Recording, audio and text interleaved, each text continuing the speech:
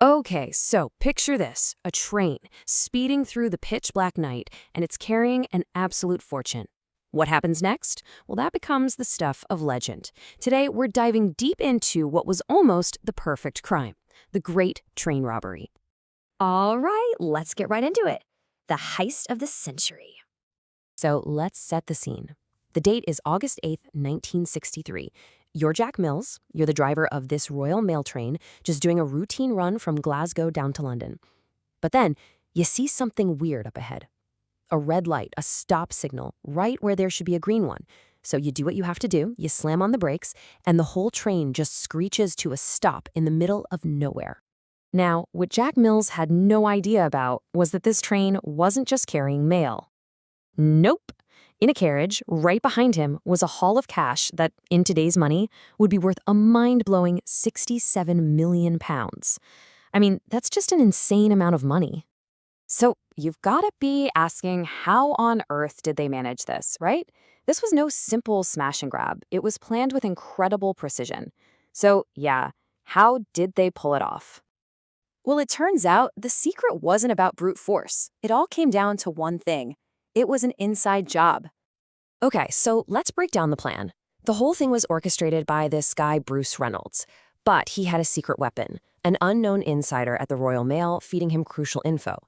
Their target was what they called the high-value packages carriage. And to pull it off, they put together a crew of more than 15 guys from 2 different gangs. And they had one really, really important rule: no guns. They wanted to keep it clean, less jail time if they got caught, and no risk of a simple robbery turning into a murder. And this is where that inside information was just pure gold. See, because of a recent bank holiday, the train wasn't just carrying its usual load of around 300,000 pounds.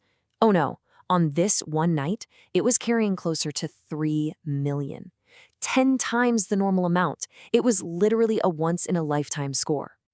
And if that wasn't enough, get this.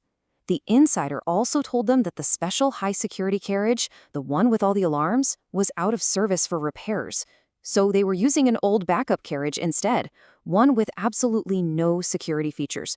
No alarm, nothing. It was basically a giant metal box full of cash just waiting to be opened. So the plan is perfect, right? Everything's lined up.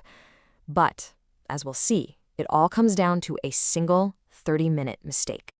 And it went down exactly as planned. Right at 3 a.m., they rigged the signal using just a glove and a battery.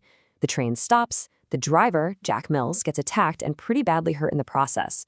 Then they make him drive the engine and the money carriages about a mile down the track to a pre-planned spot, Bridego Bridge. From there, it's just a mad dash to unload 120 mail dags filled with cash into their trunk, and by 3:45, they're gone. Vanished. But here's where it all starts to go wrong. As they're leaving, one of the robbers yells a warning to the postal staff they'd tied up. He says, "Don't move for 30 minutes or you're dead." Just a threat, right? To buy them some time. Well, that one little sentence, it would turn out to be their undoing. So the gang makes it to their hideout, this farmhouse about 43 kilometers away. They're celebrating, thinking they've just committed the perfect crime. But a tiny little clue from a Monopoly board is about to change all that. Think about it. That 30-minute warning wasn't just a threat. For the police, it was a huge clue. They figured, okay, the robbers need at least a 30-minute head start. So they drew a circle on a map, everything within a 30-minute drive of the crime scene. And this narrowed their search area down massively. The noose was already tightening. So the gang hears on the radio that the police are closing in, and they just start to panic. They split up the money, all 2.5 million pounds of it, and then go on a frenzy, trying to wipe down every single surface for fingerprints.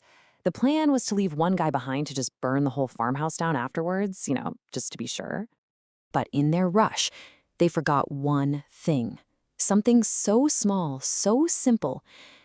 To pass the time while they were waiting, they'd been playing Monopoly, using the real stolen money.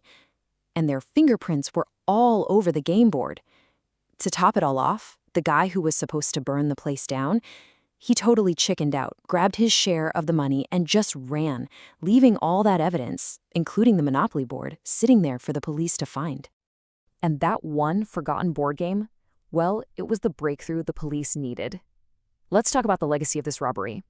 Those fingerprints were everything. With that evidence, 14 of the 16 gang members were identified and arrested. They were all sentenced to 30 years in prison. But the story has a really tragic side. The train driver, Jack Mills, his head injury was so severe that he could never work again. He died just 7 years later, really a forgotten victim in all this. So that leaves just one last nagging question. Almost everyone was caught. But the inside man? The person from the Royal Mail who gave them all that critical information? He was never, ever identified. To this day, nobody knows who he was. It's the biggest mystery of the whole case. Who was the man on the inside?